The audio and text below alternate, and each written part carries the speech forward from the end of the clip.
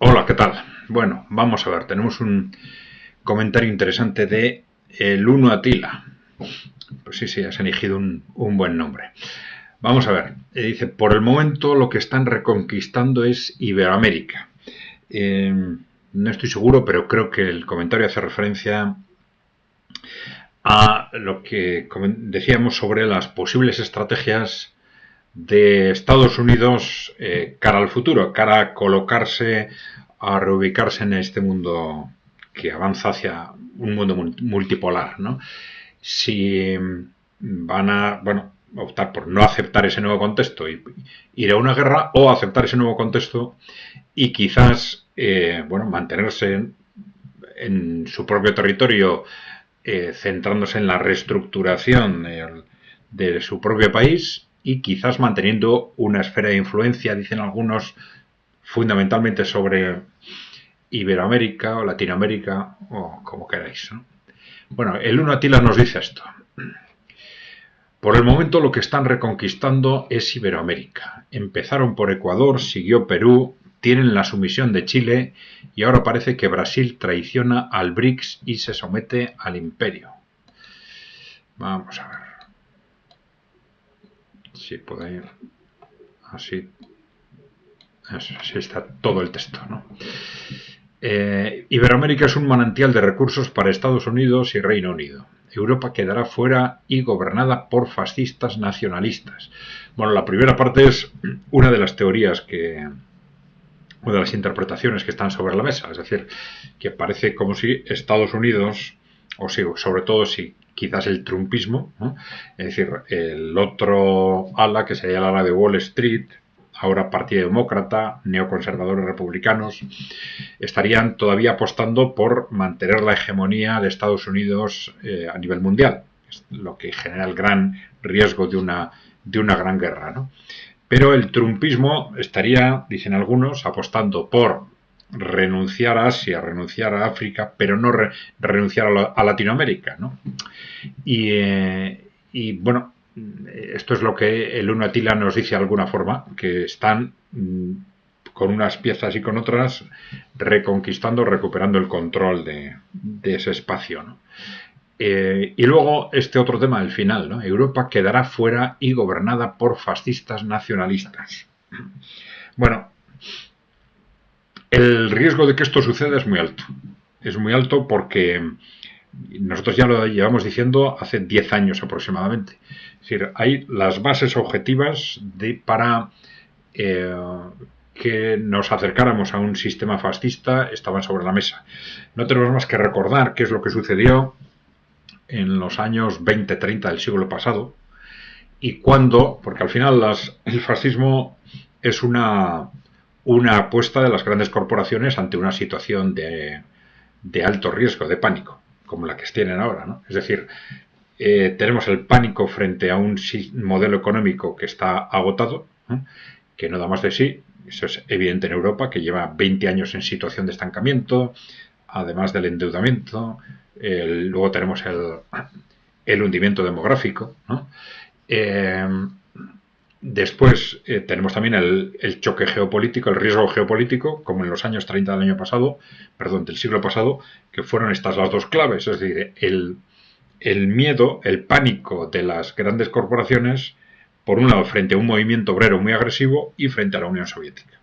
Entonces, ese miedo frente a la Unión Soviética ahora lo tienen frente a los países, con respecto a los países emergentes, y lo que era el miedo con respecto al movimiento obrero, que ahora no hay un movimiento obrero, pero no tiene esa agresividad, pues es un miedo a la desestabilización que puede venir pues como consecuencia del agotamiento del modelo económico, pues de las discrepancias internas crecientes, pues a partir del desarrollo de Internet, etcétera, ¿no? Bueno, entonces los elementos objetivos, ya desde hace 10 años aproximadamente se veía que los elementos objetivos que pueden llevar a las élites a la tentación de apostar por el fascismo o el nazismo, pues están otra vez sobre la mesa, ¿no? Y claro, a esto, luego esto se ha venido de alguna forma confirmando, viendo cómo se están gestionando, por ejemplo, la reacción frente a los movimientos migratorios. los movimientos migratorios son creados por las grandes corporaciones, pero ellos también, que han manipulado durante 30 años a la opinión pública, engañándonos, mintiéndonos con que es un tema de solidaridad cuando es un tema de enriquecimiento de los empresarios, luego gestionan también la reacción, evitando que se reaccione contra la clase empresarial y gestionando esa reacción, confundiendo premeditadamente inmigración con inmigración ilegal y evitando que se responsabilice a los empresarios y deformando otra vez la interpretación de la opinión pública, activando esa supuesta responsabilidad contra los inmigrantes. Entonces, esto es el caldo de cultivo perfecto, pero ya se veía hace años, ¿no? Para que cualquiera con dos dedos de frente, ¿no? El caldo de cultivo perfecto para el fascismo. Entonces, tenemos movimientos de reacción frente a esta desastrosa situación de Europa en lo que se llama populismo de izquierda, fuera de lo que es el partido único. Ya sabéis que desde los años 90 desaparecen realmente la izquierda, la derecha y el centro, se convierten en matices de ese partido único al servicio de las grandes corporaciones. Pero luego tenemos reacciones fuera de ese partido único, algunas, digamos, de izquierda, entre comillas, y otras dentro de ese ámbito del populismo de derecha, pero ahí hay algunas que parece que intentan, pues de una forma u otra, responder a reivindicaciones populares y otras que están más claramente manipuladas también por intereses corporativos. Entonces, esto es muy claro cuando se gestiona la reacción frente a todos estos disparates del posmocapitalismo, también esa reacción en base a razones emotivas y no a analizar los problemas de fondo y las soluciones que se pueden dar a los problemas, ¿no? Y bueno, pues tenemos un caldo de cultivo evidente. Todos esos movimientos populares, populistas que están surgiendo, pueden ser manejados en cualquier momento por las grandes corporaciones para poner en marcha gobiernos fascistas, ¿no? Esto puede pasar perfectamente. Y además a eso le añadimos pues estas tentaciones crecientes de utilizar la censura, ¿no? De establecer regulaciones en previsión de pues que autoricen a los gobiernos para. Entonces, hay una evolución normativa dentro del partido único y también dentro de esa disidencia controlada que se llama populismo de derecha muchas veces, o populismo conservador, pero que también en cualquier momento puede ser, ante una situación de crisis, puede ser manipulada, ¿no? Vamos a ver, tenemos también el contexto geopolítico, que a corto plazo va a traer, por un lado, quizás con un gobierno trumpista, un alejamiento de Estados Unidos con respecto a Europa, la victoria rusa en Ucrania, que va a suponer un shock político muy claro en una Europa que se va a quedar sola de pronto, ¿no?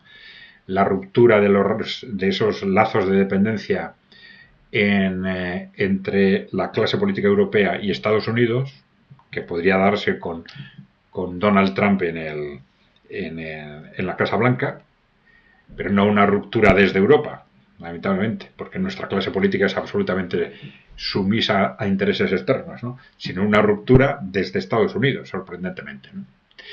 Entonces va a haber una confusión política enorme en Europa, en la cual pues el fascismo es una de las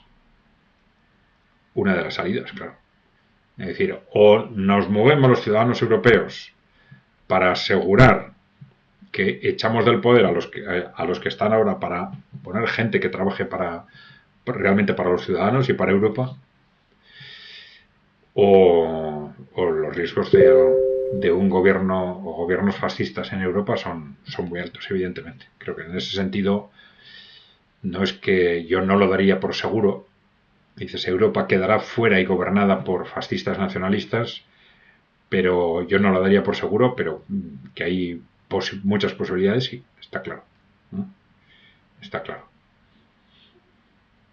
al final son esos intereses corporativos los que van a tomar en un momento determinado la decisión ante esa situación de pánico que va a aumentar como consecuencia probablemente del trumpismo en Estados Unidos y de la victoria rusa en Ucrania, este avance político e ideológico de los países emergentes se van a ver o bien ante la necesidad de ceder el poder o bien ante esos altísimos riesgos, pues encerrarse y utilizar pues vías autoritarias fascistas, ¿no? Bien, no os olvidéis darle la tecla de suscribirse si no estáis suscritos, por supuesto, ya sabéis que es gratis, y dejarnos preguntas o comentarios. Gracias por vuestra atención y hasta la próxima.